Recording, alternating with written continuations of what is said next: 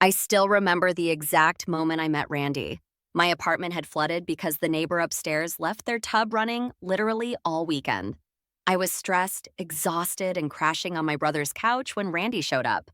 He was the plumber assigned to fix the damage. He had this lopsided grin and kept joking about how my pipes were cursed.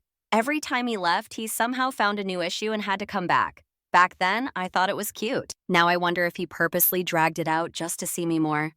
We hit it off fast, conversations flowed easily, which never happens for me. I'm usually awkward with new people, but with Randy, it felt natural. After 8 months, we moved in together, too fast, I know, but his lease was ending and it just made financial sense.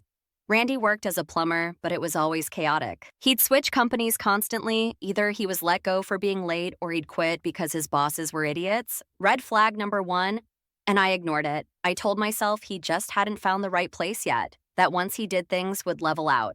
Year one, I'd say was mostly okay, but by year two, I was covering almost everything. Rent bills, groceries. My job isn't glamorous, but it's steady. I kept telling myself that relationships were about balance. Sometimes one person carries the weight until the other catches up.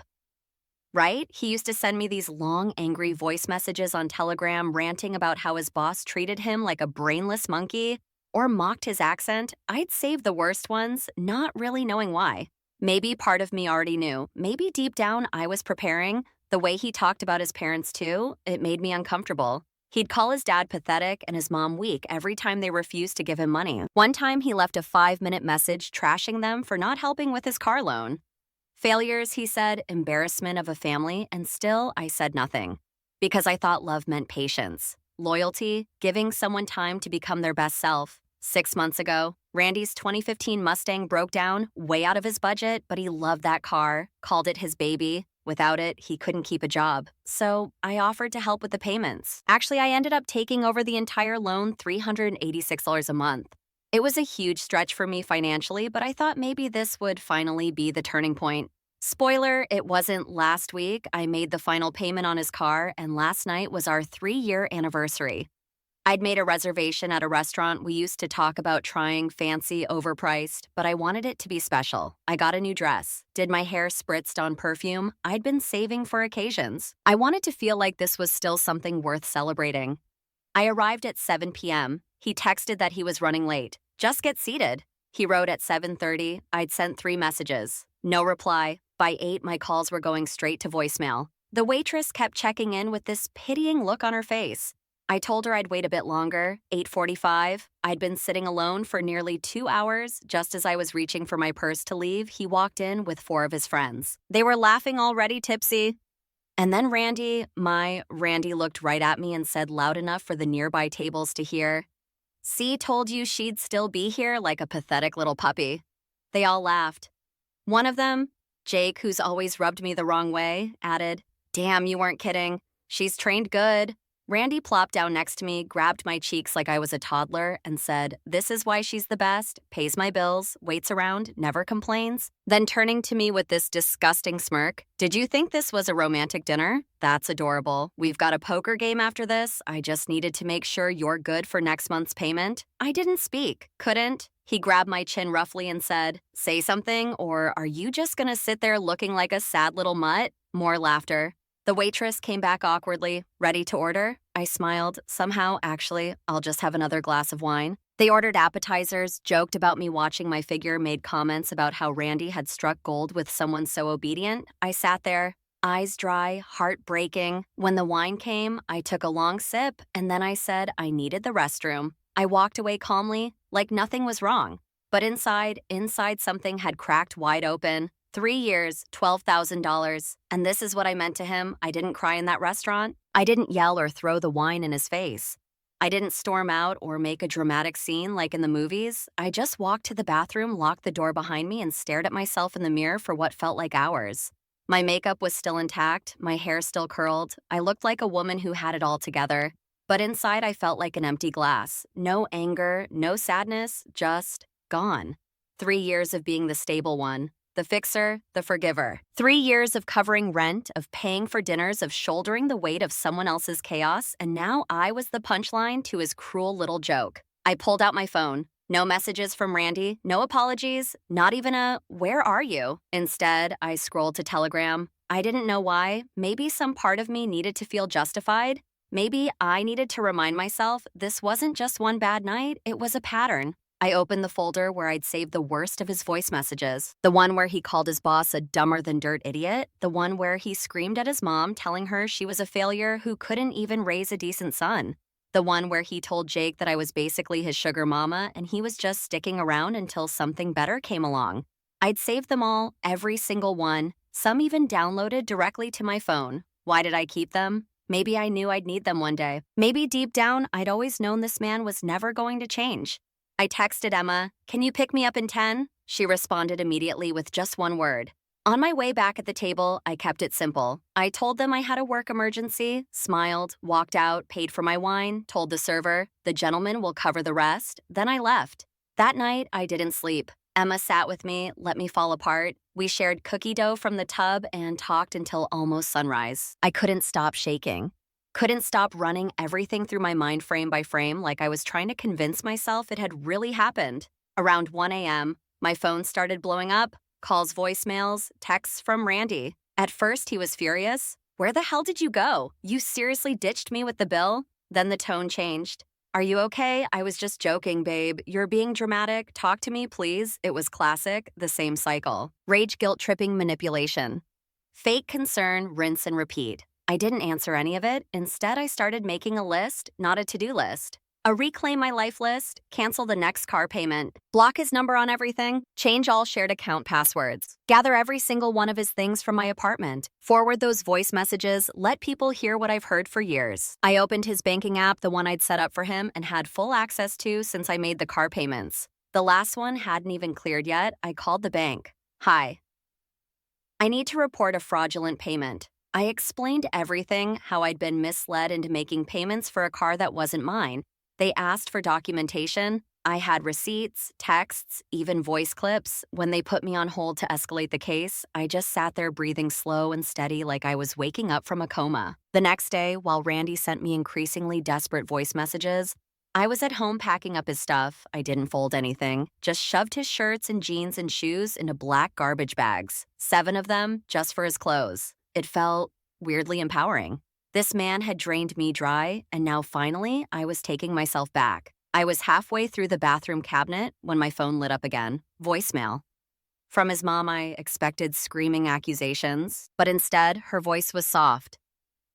"I'm sorry, I didn't know he talked about us like that, about you. Thank you for opening our eyes." I listened to it twice, and then I sat down right there on the floor, surrounded by his junk, and cried for the first time. Not for him, for me, for the girl who had tried so hard to make it work, for the woman who was finally done trying. The next morning, I woke up before sunrise, still in the same pajamas, still surrounded by garbage bags full of Randy's stuff. But something inside me had shifted. I didn't feel like the pathetic girl who got left alone at a restaurant anymore. I felt focused. Calm, determined, I opened my laptop. First stop, his email. He never bothered changing the password, too lazy to keep track. I'd helped him set it up when he was job hunting last year. From there, I found contacts for his boss, his parents, and because karma has a sense of humor, even Amber, the girl from work he'd been emailing late at night. One folder caught my eye. Voice notes. It was a treasure trove, dozens of audio clips, some from work, some personal. I clicked on one. She pays for everything, car rent, even Netflix. I just smile and nod, and boom, she opens her wallet. He was laughing. To Jake, I felt my stomach turn, but I didn't cry this time. I just kept clicking, gathering, forwarding, no context, no explanation. Just sent the raw recordings to the people he'd talked about behind their backs. I figured they deserved to hear what I'd heard all along. After that, I opened every shared account, Netflix, Spotify, even the family plan, phone data I'd been paying for, and changed all the passwords, canceled the subscriptions. Then I wrote a short message to his boss. "Thought you should hear what Randy thinks of your leadership style." No hacking involved. He sent these to me voluntarily. I attached 3 of the worst voice messages and hit send. I did the same with his parents. No editorializing. Just you might want to listen to how your son talks about you when you're not around. By midday, my phone had lit up with notifications. Randy had called 11 times, left 6 voicemails, all of them swinging wildly between rage and begging. He still hadn't figured out what I'd done, only that something was very, very wrong. That evening, I started packing the rest of his things. Bathroom stuff, video game collectibles, random junk he refused to let go of. I didn't fold anything. I didn't leave a note. 15 bags lined up by the door like they were waiting for the trash truck. I looked at them, this mountain of mess, and realized something. 3 years, 15 bags, that's what it had all come down to. I poured myself a glass of wine and stood by the window. The sunset that night was this insane shade of orange pink, like the sky was applauding me. My phone dinged an email from the bank, payment reversal approved. Money will be returned within 3-5 business days. I actually laughed out loud alone in my apartment. A full-on happy dance broke out in the living room. No shame, no music, even just me and the sound of my freedom echoing off the walls. Moments later, I got a text from Randy. Why is there a tow truck outside Jake's apartment? I didn't respond. Just watched the sun dip below the horizon and took another sip at 8:00 Ms. Boss called him in for a meeting.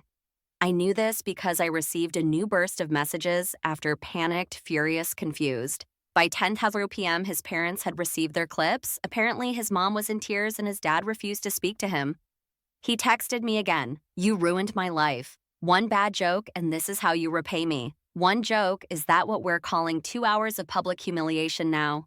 I didn't reply. Instead, I went to bed. And for the first time in months, maybe years, I slept through the night. No dreams, no anxiety, just peace. I didn't hear from Randy the next day, but I did hear from Jake, his charming best friend. He showed up at my apartment door mid-morning, knocking just hard enough to be heard, not hard enough to call attention. I watched him through the peephole, phone in hand, eyes shifty. He didn't know I had a doorbell. Cam, rookie mistake. He started talking, knowing I could hear him through the door. Look, Randy's a mess. He's sleeping in my car. He hasn't eaten. Just maybe let it go. Then came the kicker. I wasn't even there that night. I didn't know what Randy was planning. Really? I remembered exactly what he'd said, what he'd laughed at, how loud he'd cheered when Randy called me a pathetic puppy, and now he wanted to rewrite history. I didn't answer, just stood there frozen, watching as he slipped something under the door, a little envelope. Inside was a note scribbled in blue ink. Please stop, he's suffering. I tossed it in the trash. That afternoon, I deep cleaned my apartment. I opened windows, let the sunlight in, rearranged the furniture, threw out our old sheets, and ordered new ones online. White linen, soft light, nothing like the heavy gray ones Randy insisted were more mature. I hung the art prints I'd kept in the closet because he said they were too girly. I lit a candle, made a playlist, danced a little. It felt like reclaiming space. Emma came over that night. She brought Chinese food, wine, and the world's most inappropriate sense of humor.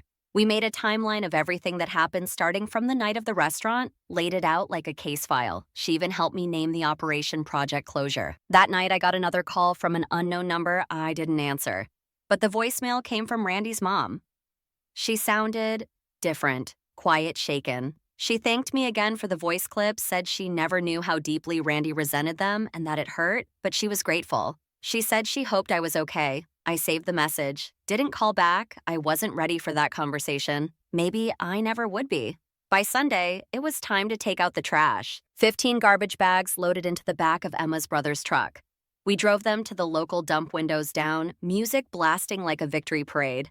I watched as the bags were crushed one by one, all his clothes, his video games, his precious collectibles gone. No ceremony, no drama, just gone. And I felt lighter. It was weird how peaceful it felt, like each crunch was closing a chapter. I should have ended a long time ago. Back at my apartment, I changed the locks. My landlord was surprisingly supportive when I explained the situation. Said he'd had to do the same once, offered me a discount on the new key set. That night, I ordered pizza curled up with a blanket and started a new journal. The first page just said, "This is for me. No more bending, no more shrinking, no more trying to be the cool girlfriend who puts up with everything."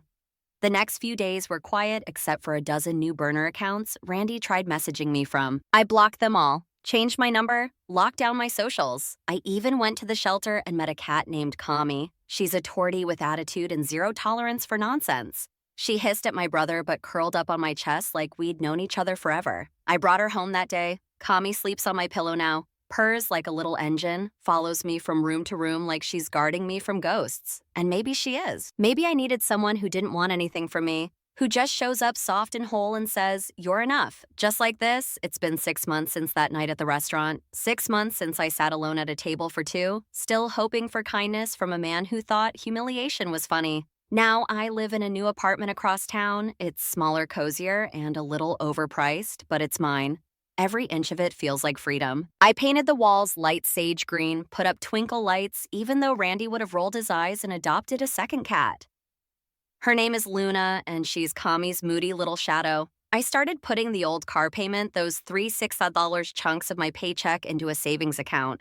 As of today, I've saved over $300. I'm using it for something I've never done before, a solo trip. Next month, I'm flying to Portland, Oregon. I've always wanted to go, but never did because Randy didn't see the point of traveling just to walk around and drink overpriced coffee. Well, that's exactly what I plan to do. Walk, sit in bookstores, pet strangers' dogs, order ridiculous coffee, exist without permission, and I'm going alone. That thought used to terrify me. Now it feels like a gift I'm giving to myself. I haven't heard from Randy in weeks, but I still get occasional updates from mutual friends who quietly drifted back into my life with apologies, and sometimes even from his mother. She tells me he lost the car after it was sold at auction. Turns out it went for less than what he owed, so now he's making payments on a vehicle he doesn't even own. He moved back in with his parents for a while, but that didn't last. He broke every rule, came home drunk, trashed their house emotionally and literally, and they asked him to leave. He's crashing on random couches now. Apparently even Jake's done with him. Amber, the girl from work, is now his on-again, off-again girlfriend. From what I've heard, it's already as toxic as ours ever was. She found out about the Tinder swipes and the flirty DMs. Took him back anyway. I get it. I was her once. I hope she figures it out sooner than I did. And then this happened. Randy's brother messaged me on Instagram. We'd met maybe twice in 3 years. His message was short. "I'm sorry for what my brother put you through. He never deserved you." Then wait for it. He asked me out. I stared at my phone for a full minute before replying. "That's wildly inappropriate. Please don't contact me again." Blocked. Because no, I'm not a pit stop for wounded egos. Not anymore. A few weeks ago, I added up everything I spent during my time with Randy: car payments, rent, groceries, trips, gifts, covering his impulsive purchases and failed job experiments. Over $30,000. That's a down payment on a house. That's 2 years of student loan payments. That's a lot of forgiveness I was giving out for free. But you know what? I'm not mad about the money anymore, or even the years, because I got something out of it. I got me back, the real me, the girl who sings loudly while vacuuming, who dances barefoot in the kitchen, who cries during commercials, but can also walk away from a man mid-sentence and not look back. I'm not healed completely. I still flinch when someone raises their voice, still triple-check the locks at night, still doubt myself when I shouldn't. But I'm not the girl who waits 2 hours for a man to show up just so he can call her a good little mutt in front of his friends. Not anymore. Sometimes I still get messages from people who followed the story. They ask me if I regret anything, and honestly, no. Because when someone shows you who they really are, believe them the first time. And if they call you a pathetic puppy, well, take the keys to the car you paid for, send their voice messages to their boss, pack their junk into garbage bags, and take it to the dump. Then pour yourself a glass of wine, light a candle, and start over because you can. You always could. You just forgot for a while.